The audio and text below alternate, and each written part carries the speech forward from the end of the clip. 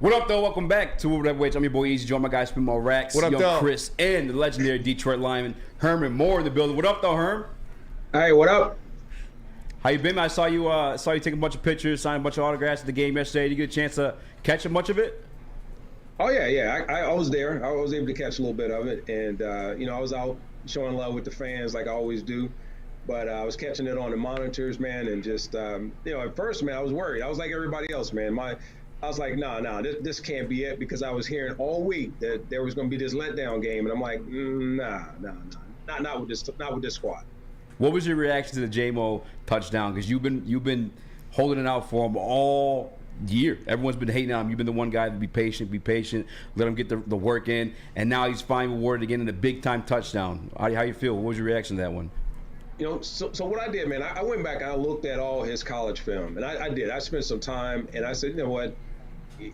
He came in, he was injured. He didn't have that transitional year where he can go straight from having that full first year. So he's a little bit behind the curve. But I'm going to tell you this, man, and I tell everyone to give this young man a break, because, yeah, he had all the other stuff going on, and there was, the injury, there was all this other stuff with the suspensions. But he's still a good talent. Would I like to see him with more size in the NFL? I think that'll come in time. But to see just his tenacity, let's give the dude some credit, man. If you go look at all the film, you go look at the long runs when he's out there, dude is blocking down film and downfield. And what he doesn't mind is mixing it up. And I knew right then and there that at least I know his mind's right, his head's on right, because he hasn't checked out. He's not getting the touches. Yeah, he was getting frustrated his first year and some of the other things, but it was good to see him get in the mix. And I think he's going to be an important piece as they go down the stretch, because if you look at the way he comes off the ball when they stack a receiver behind him, the defensive secondary are paying attention, and they don't want this dude getting behind him, because he gets up on the safety so fast. He creates that distance and that opening that you need. So he's doing some things even when he's not touching the ball. So you got to look at his complete game. And right now, the only thing we now need is for him to touch more passes. That's 100%. I loved what I saw out of him. He took the top off of the defense, and that opened up so much more for the offense going forward throughout the game. And I want to get your thoughts, like a peer behind the helmet, of what it takes for an offense to do what the Lions did in that game, to shrug off, 3 interceptions by your leader, Jared Goff, to go through on those last 2 drives, take the ball down the field, and win the game. What goes through the thought process of an offense going into a situation like that? Well, one, if you look at it, statistically speaking, you shouldn't be able to overcome a 3 interception deal. You shouldn't be able to come over that many those many turnovers. But they weren't the capitalization by the opponent wasn't there, which could have made this game drastically different. You go in, you adjust. They still didn't get much going like they needed to in that first half, and then you come back in the second half, and all of a sudden, this is a different team. Defensively, they start to find their rhythm and stride. And the fact that they stuck it out all the way through the end, and it took them coming down to that final drive to be able to get it done, tells you that the team, it doesn't check out, it doesn't quit. So it takes a lot. It takes a lot in having leadership and a quarterback like Jared Goff to make sure that they don't go off the rail. And then also the players just to kind of settle in and settle down. The coaching staff can only do so much now. I'm sure the coaches on the sideline were like, hey, everyone, we need to settle down. We need to get back into playing like we know how to play discipline, play mistake-free football. But it's easier said than done. The players have to step up and do it. So on this one, I go, this isn't a Dan Campbell thing. On that one, that is a players responding to adversity. And I think this team has come a long way in just a short period of time. Now, Herman, you've obviously done fantastic things in your career, been All-Pro multiple times, but you never had like the best quarterbacks or quarterbacks people would put in that elite category. What is it like as a wide receiver, in the huddle, listen to your quarterback repeat these plays back to you after having a rough game like Jared Goff had out there to begin the day? It's important that you have a quarterback. For me, I had quarterbacks, and I think I had some guys who had talent, but they just never had the longevity. They weren't able to hold the position down for that 3, 4, 5 years. So the most I played with was Scott Mitchell for 2 years as a starter. And to his credit, Scott was a lot better than most people realize. He made some errors. He made some mistakes at critical times that some would see as being costly. But all quarterbacks do. They throw the ball a lot. But I will say this. Jared Goff was able to go in, and he has now become the commander. I talked about this a couple years ago when he came in. I said, listen, this offense won't go until he commands it, and then the team respects it and builds it around it. And then from there, you have to have playmakers. Then when you get to playmakers, there's a dependency of those guys to go out and be special every single Sunday, every single game. And that's what this team has built into. And the line has been solid all the way through, if you look at it. And now everything's kind of culminated, and it's come to this moment in time. But for Jared Goff, I think he's audibling out of a lot of the plays that he doesn't like. He's been given the permission and the ability to check out of certain situations that don't look well.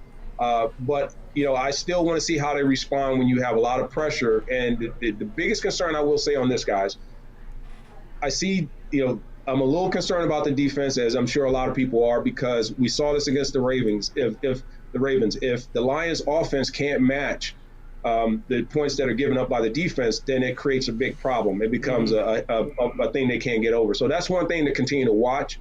But outside of that, I mean, hey, that was a heck of a win, man. That was a hell of a comeback by this team. It was a crazy game. And speaking of quarterbacks you played with, today it was leaked out there that once upon a time, before Joe Montana went to the Chiefs, I believe it was, he actually wanted to come play in Detroit with you guys back in 1993. I don't know if you heard that yet, but what is your response to that news? My God, I didn't know that. I always tell people, and I would never disrespect. Let me tell you this, guys, and I got to be very clear on this. I would never disrespect a teammate and say, hey, I wish I had this guy versus that guy. I've seen players who have left one quarterback situation where they were top all-pro guys and they go play with a different quarterback that was considered, an elite quarterback, and they don't have the same success. It's all about chemistry. And that's what you're seeing. If Amon-Ra St. Brown and some of those other receivers leave and go play with other quarterbacks, they're not guaranteed the same chemistry. So if Joe Montana would have came over, that would have been nice. But I will tell you this real quick, and this is a nice little trivia. I like to give this out to people. So when I was picked in 1991, here's the order of the teams that I was selected. So if the Lions didn't pick me, first I was on the line with Denver at number 4. People don't realize that. They picked Mike Kroll, the linebacker, with number 4. Otherwise, I'd have been there with Elway. Then at the 10th pick, the Lions selected me. But if they wouldn't have picked me, Dallas was already on the line to pick me to go out play with the Cowboys and Aikman. If they wouldn't have picked me, I would have gone to Pittsburgh. If Pittsburgh wouldn't have picked me, I would have gone to Miami and Marino. So I'm happy to have been a Detroit Lion, and that's a nice trivia piece that people may or may not know, because I knew the board, because I knew all the teams that were calling, who were letting me know they were going to take me with that first pick. But, hey, go Lions. That's what it's all about. We're certainly happy the Lions picked you, and you had a fantastic career here. And speaking of, former teammates and not wanting to hurt anybody's feelings, David Montgomery just went out there against his former teammates in Chicago, and we know that game meant more to him. He hurt some feelings. He got that win, got the game-sealing touchdown. How much does that mean for a player to go out there and get a win, especially a dramatic win like that against the team you just left? That's like the icing on the cake, because when you leave, there is an animosity, not towards your teammates, but towards the organization, because somebody just fired you, right? They let you go. They told you weren't good enough to be somewhere else, but then you go out and you put that wool on them, like I like to say, and by doing that, he went out, he put a little bit of that what up dough on them, and they went and they did their thing, man. The combination, I told people this too when Jamal Williams left. They say he's taking all those points. He definitely benefited from the fact that he was the goal line guy. But now when you have two backs that can catch the ball out of the backfield, you got a 1-2 combination like we had with Swift and we had with Jamal Williams. These guys have really taken up that mantle, and they've given them a little bit even more, because I think they're more in sync with the offense. They fit really the chemistry of this team a little bit better, and they're a little bit more dynamic on their own. So I think all teams won in the trades and in the swapping out of the running backs. And right now, man, they're looking like beasts out there in the backfield. Herman, I've noticed throughout the season, Detroit Lions have been dominating these teams that are below 500. And then when they go against the guys like the Ravens or Chargers, obviously they're looking worse than they were beforehand. But these elite quarterbacks, it's not been the same. So I haven't really got the feel of what the Detroit Lions are as true contenders. But after a comeback like yesterday, that truly takes something special as a team to do. Did yesterday's performance change your mind of what the Detroit Lions are come playoff time? It doesn't change my mind, because I still think there's some issues they have to address. Let's be fair and let's be smart in what we say. Dan Campbell, he's excited because he knew that this was a game based on like I said before, you give up that many turnovers, you play as poorly as they played in the first half. Statistically, you shouldn't win a football game like that. So Chicago's got to figure that piece out. But for Detroit, I think they're still getting exposed with quarterbacks who have the escapability in the pocket. The pass rush isn't as effective. They have to be able to stop people in the secondary, and really, you look at impact plays. They can't give up deep passes. You can't allow teams like we saw yesterday to really control them, running control plays offensively. And when you play with tempo, it seems to really affect that defense. They don't rotate as much. They seem to be on their heels a lot more, and it negates a lot of their pass rush. So when I'm looking at this team, I think with more athletic teams that come out and blitz their offense defensively, like we see with the Ravens. And if you look at that Cincinnati and the Ravens games, they're going to have problems unless they figure out how to check out of that and not be forced into some crazy stuff. That's for sure. And looking at this offense for the Lions, it was just another day at the office for Amon-Ra St. Brown. Goes out there, 8 catches, 70-plus yards, a touchdown. With J-Mo starting to get in there, do you think that 1-2 punch can be similar to what you had with Johnny Morton, what the Lions of past years had with obviously Calvin Johnson, Nate Burleson, Calvin Johnson, Golden Tate? Can that 1-2 punch of Amon-Ra St. Brown and Jameson Williams be just as deadly for this offense going forward? It can be, but let's not leave out Sam Laporta. I think combining that with not only the running backs out of the backfield, but the fact that you have a tight end that's showing that he's got really good hands, he's able to find those seams in the defense, and you start to get a combination or a duo that can go out and be impactful. You look at most of the teams that are really good at passing the football, they have a duo. They have 2 guys that can go out, and you just can't cover both unless you're going to commit 3 to 4 players. If they get to that level, they're going to be on fire in the passing game even more beyond what we've seen, and it'll be like stealing. They'll be stealing candy from a baby, man, on Halloween. I know that when I look at the secondary that they're going to be facing, we'll start to see a little bit more man coverage. I think they'll start to play a little bit more combination coverages and bait these guys a little bit more into some of those throws after I saw yesterday with Jared Goff. But I really like what's happening with J-Mo. I think he's coming along, and I'm telling you, I asked everyone to just kind of give him a little bit of a pass and the pressure they put on him, and just look at what he's doing when he doesn't have the ball in his hands. Yeah, and the snap count keeps going up each week, too. I think he's just really getting the rhythm of everything. And shout out to our guy, Chris. I haven't taken the nameplate off here, because you're wearing some merch today. A shirt I haven't seen before yet. What is that? Oh, yeah. Well, you know what? I tell you, man, just like everybody else, I just keep drinking. So I got my little Detroit Prey truck. That's y'all don't know about that. We got our little D truck. We represent a little bit of that deep pizza that we have there, deep dish pizza. And then also, I'm always going to be drinking it. Come on now. And, so they can always get some of the swag. We're gonna be pumping them out every week. And again, man, it's just to show some love to the fans, show some love to the people, man, that's out here holding it down for this team. And then, like myself as an alum, I have businesses that can create this kind of stuff. So I want to go out there and continue to be doing my part and making sure we continue to be proud and loud. So I appreciate you guys always showing love with me and showing that we can come out here and pump a little bit of this. I got to get some sizes, so I got to make sure y'all get a lot of this gear too. Okay. You got to be fresh out there in the streets. Y'all representing the D. Hell yeah, that's what it's all about. We appreciate you for joining us. Yeah, it's hermanandlow.com, and the promo code Woodward84 I think is 15% off today, right? Yep. Go ahead and get them while they hot. It's still steaming. If it's cold outside, once you put it on, you still hot and fly because it's still hot off the press. That's what it's all about. We need the people rocking them for Thanksgiving, man. We got the Packers coming into town. It's gonna be another big game there in Ford Field. Oh, yeah. We got to take care of business. And I always tell people, I love the Green Bay Packers. I love the Chicago Bears. They gave me more touchdowns than anybody. So there you go. Number love. That's what it's all about. Herman, we appreciate you so much for joining us again. We look forward to speaking with you. And, hopefully the Lions can get this dub on Thanksgiving, have everybody have an even happier dinner. And we appreciate you for joining us. Yeah, always. Y'all keep doing your thing. Appreciate you, Herm. That's the man right there. I'll make sure to get that link both in the bio and the chat. Shout out to Herm Moore for joining us. Legend, man. That's crazy. It's crazy. I love getting to talk to Herm Moore. And again, I could just talk his ear off all day. Yeah, you talk to him we could do the rest of the show. It's just amazing to have that kind of resource. A legend in Detroit. Yes, sir. Top 2 receiver in franchise history.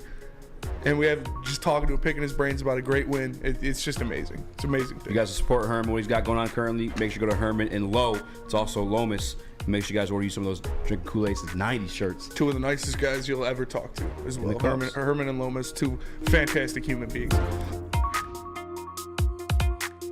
The man to my left, Booner, filling in for Easy as he's up north for another wedding. It's pretty weird. Convenient that he's got these weddings on Fridays. Yeah, it might, if it becomes, I mean, I'm on the desk when he is at a wedding, so. Yeah, you're calling all his friends like, hey, get married. He can go to weddings on Fridays, I don't care. That's pretty, I'm just saying, pretty convenient that Friday comes around, Easy's got another wedding, can't make it. Man's allergic to a 5-day work week. Yeah, well, facts. That's facts. You know, we got Chris Platty in the TD booth and Lucas Klotz on the 1s and 2s. We just got done talking about our expectations for some of the Lions rookies and what we think they're going to do next year. Now, this is something that surprised me when I saw it. I mean, I knew it. I knew it was true, but when you see it on paper, it's a little startling. The Lions are balling on a budget this year. They've got a lot of top quality players on rookie deals or 4th round draft pick deals.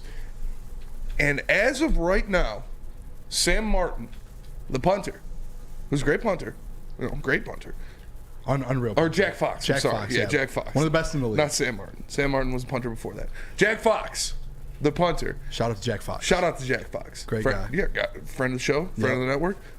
He's making more money annually than Amon-Ra St. Brown. Chris, do we have this graphic? Can throw it up real fast? Yes, sir. It's startling to see it. No, this is crazy. Jack Fox is making more money than Amon-Ra St. Brown via cap hit in 2023. Which is crazy. Jack Fox is a fantastic punter, one of the best punters in the league. But Amon-Ra St. Brown's one of the best players on this team. You know what it reminds me of, though? Like, we've talked a lot the last year about this quarterback 12% rule. And when you have that situation going on, what was the one thing that we talk about all the time with it is finding rookies on cheap deals to be able to win. That's just what I think of when I first see that, is like finding a cheap deal, a wide receiver, a rookie, and Brad Holmes just doing his job in the draft to get us guys cheap contracts to go win. And you can start paying guys, which we're going to have to start paying guys. That's going to happen like very, very soon. But that's just how, when I look at that, that's all it is just Brad Holmes has done a great job in the draft. He's found Pro Bowl guys. He's found all-pro guys in the draft. And now we're benefiting from that this next year or two. And that's why I think that, like, the window isn't, like, obviously we want to build kind of the next 4 or 5 years on these guys we have. But that window with that quarterback that you don't have to pay, it's a year or two window. That 12% rule that Easy talks about all the time, I'm in Easy's chair for a reason. I agree with him for that 12% rule. I'm side by side with Easy on the 12% He's Booner. Booner. And I am Booner. It's true. He is Booner. Brad Holmes is just cooked up, and he has these guys. Panay Sewell. Let's look at his contract. I don't know. He hasn't re-signed yet. Go look at his contract. I bet you it's something similar.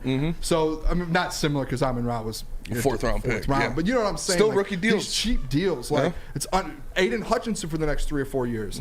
So Brad Holmes is just cooked. That's all that graphic means to me, is that he's cooked. He's done his job in the draft. We're going to have to start extending guys, and he's going to have to keep cooking in the draft. Yeah, that's what happens. It's what happens when you have these kind of drafts that Lions fans and some of the NFL have never seen before.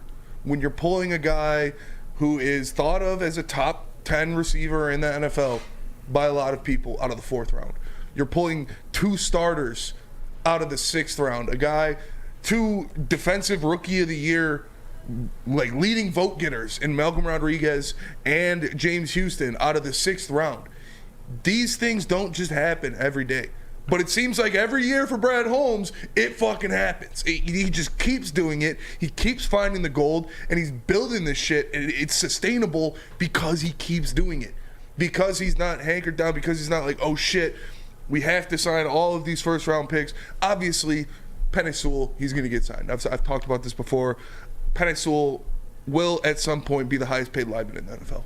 He's going to get a bag. I want him to be a Detroit Lion for his entire career. He is my favorite player on the team. That'd be awesome. Love that guy. Amon-Ra St. Brown, he's going to get a bag. He's going to get $20 million. Like, he's not going to get less than a Christian Kirk. He's not going to accept less than that. So you're going to have to pay these guys. And that's where you build your core. That's where you have those guys that you pay. And the guys that you look at that, like, all right, these are the guys we're going to pay, we're going to commit to long-term for these fat contracts. Obviously, it's still a couple years down the road for a couple of these guys, but it's a Kirby Joseph, it's an Amon-Ra St. Brown, it's a Penei Sewell, it's an Aiden Hutchinson.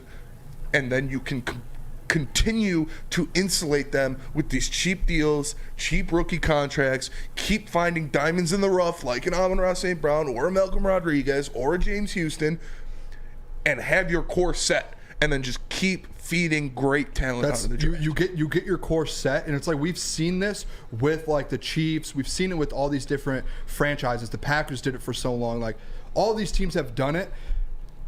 The Lions are finally doing it. They're finally building a franchise with a great core to where you could potentially just be good for the next 4 to 5, 6 years with these guys.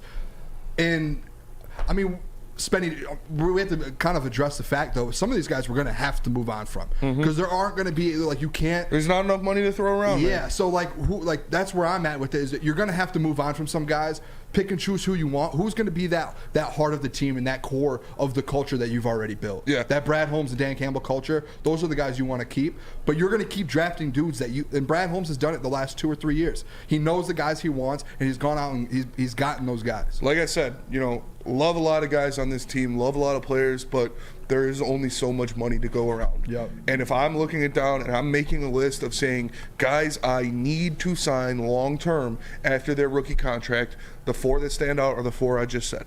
Amon-Ra St. Brown, Penei Sewell, Kirby Joseph, Aiden Hutchinson. Those guys can't leave the building. Yeah. They need to be Lions. They need to stay here. The 2 top guys I wrote down was Penei Sewell and Amon-Ra St. Brown. Yeah. Like those are the 2 guys I would rather keep out of anyone, because those guys have been the culture the last year through this rebuild. Amon-Ra has broken all these records. Penei has been the heart of that offensive line. And I did write down, Spenny, I don't know if you know where I've been with the Jared Goff situation, where I'm like, I do not want to pay him $50 million. No. But I did write him down just based on the fact. Piece of shit. At the end of the season, though, this is what I wrote down. At the end of the season, if Jared Goff wins us the NFC North and wins us some playoff games, you have to look at extending him for $40 million where the market's at right now, because it will go up. That is factual, Spenny. And I've been on your guys' side with Jared Goff forever. I go look at my YouTube, go look at my old shows. I have been on the Jared Goff where it's like we're not paying him. But when you really break it down, if he goes and wins you what you expect, give him that $40 million and move on. But you have to wait till the end of the season, because if he doesn't, if we don't win the NFC North, I'm moving on to Hendon Hooker so fast. How dare you sit in that chair? Yeah, how dare you sit in that chair? Someone have Easy calling right now. Easy has been on the Booner Sports Show 100. You have too, Spenny, 100 times. And the main topic usually is Jared Goff. I do not want to sign him to a $50 million deal, $40 million deal. Yeah. But if he goes and wins us and proves to us that he can lead this team in this culture, I just don't want this culture to fall apart if a guy leaves. And for him to be the quarterback, I think this culture is stronger than the quarterback or a singular player. I think it starts from Brad Holmes. Well, it starts from Sheila Fordham. And then it goes to Brad Holmes. That's a fact. And then it goes to Dan Campbell. And then it is exuded amongst the players and the rest of the coaching staff. One player leaving this team, whether it be quarterback, which is the most important position, obviously, or not, is not going to change the culture. But you sign him to a 2-year extension. You don't have to give him 5 years.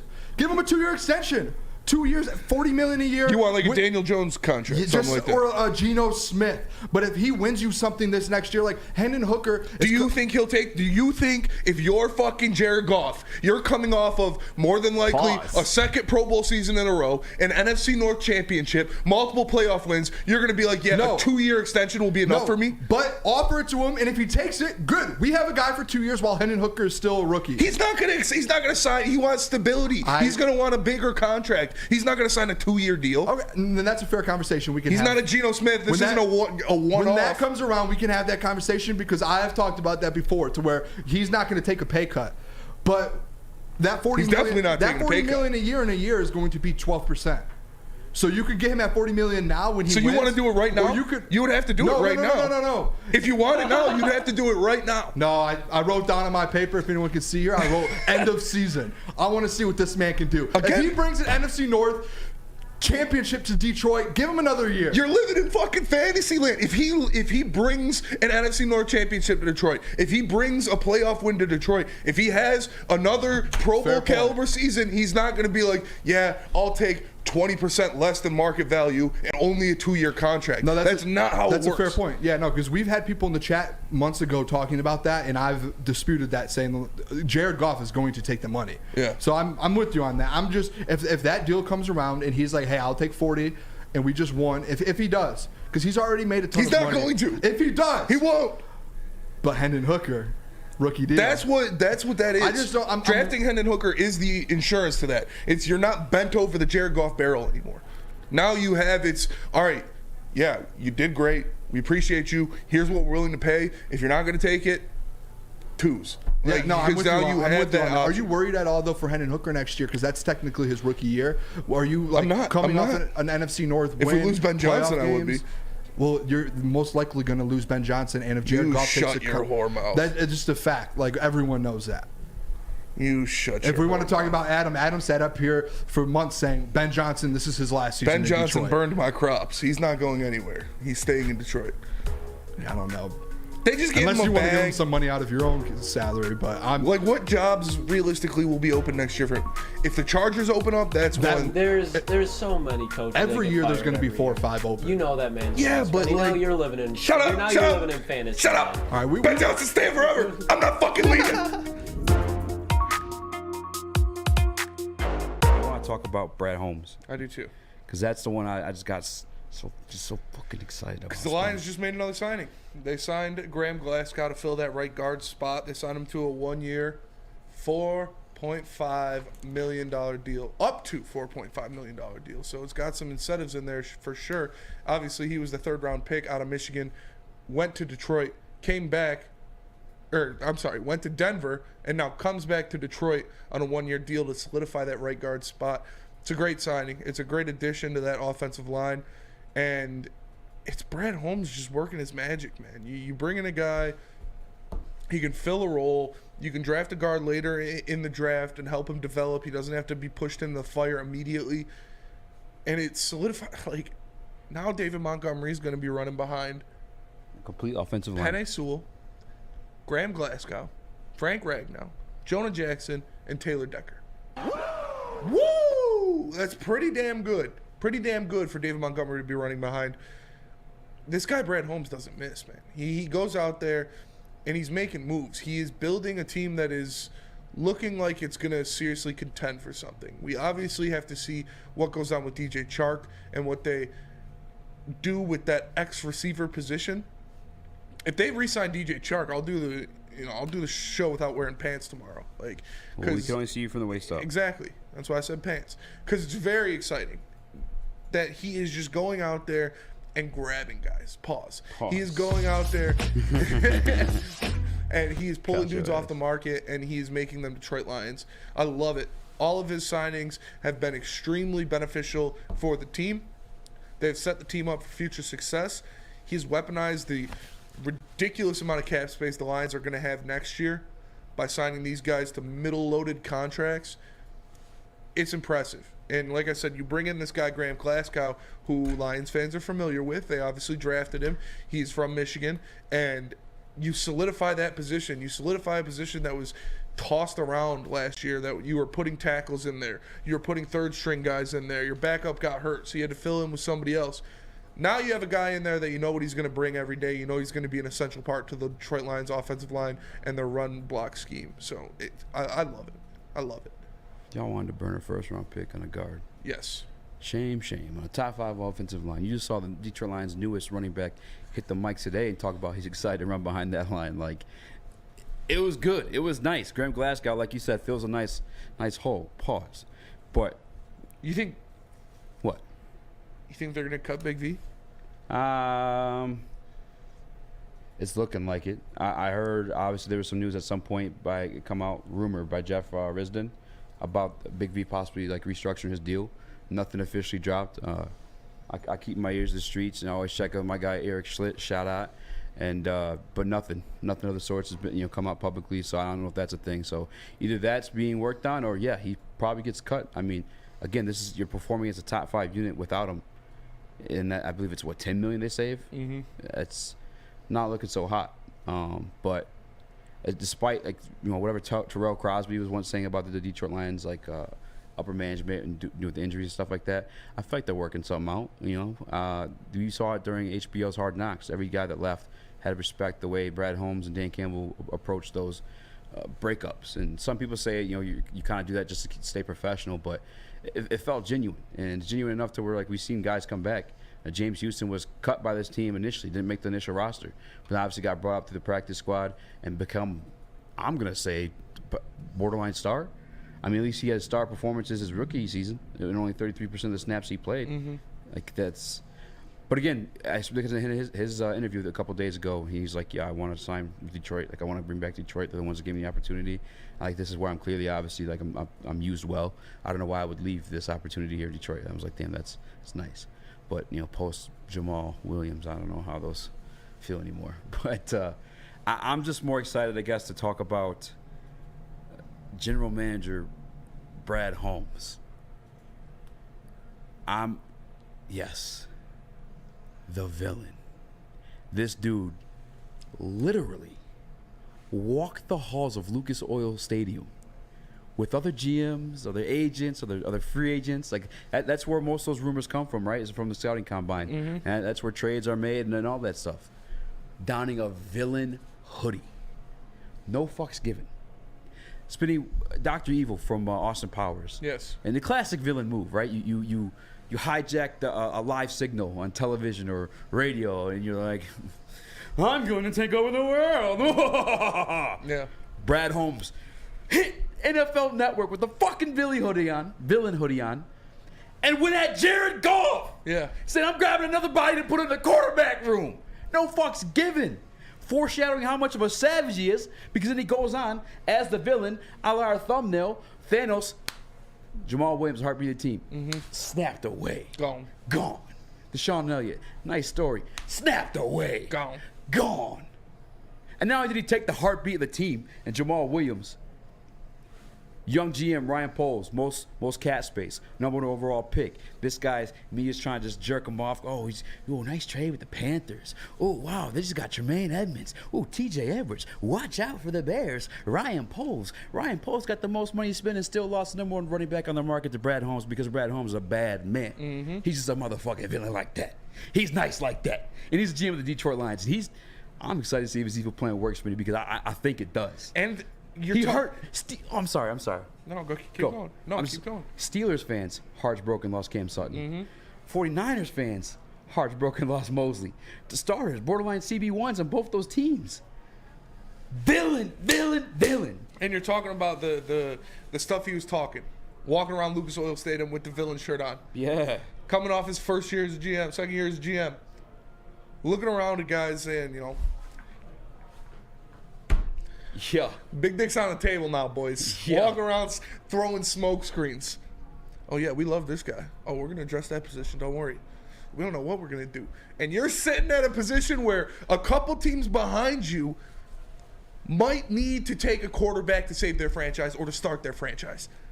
And you got Brad Holmes walking around there coming off of a season where everybody counted you out, and then you just steamrolled in the second half. Coming off of an offseason where you're projected to win the NFC North, where you have top 5 odds to win the NFC. And he just says, we're going to do what we're going to do. You want to know what we're going to do? Here's what we might do. Here's something we could do. Because we got options. And like you said, they're going out there ripping the hearts out of other fan bases and keeping it open. Nobody knows what this guy's going to do. He's the Riddler. He's the Joker. It's just, you can't pin him down. You think he's going to go, Lions are going cornerback. They need a cornerback. Great cornerback. Give me 2 of them in free agency. Cornerback.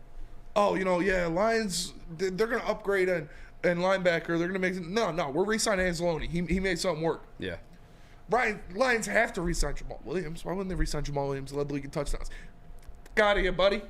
Give me a better running back. Let me upgrade you. Upgrade you. And it is something we haven't seen in Detroit ever. You haven't seen this shrewd movement of a Lions GM ever. In the fucking villain hoodie. In the villain hoodie. On national television. It's like walking up to somebody and saying, hey, buddy, I'm going to slap you in the face.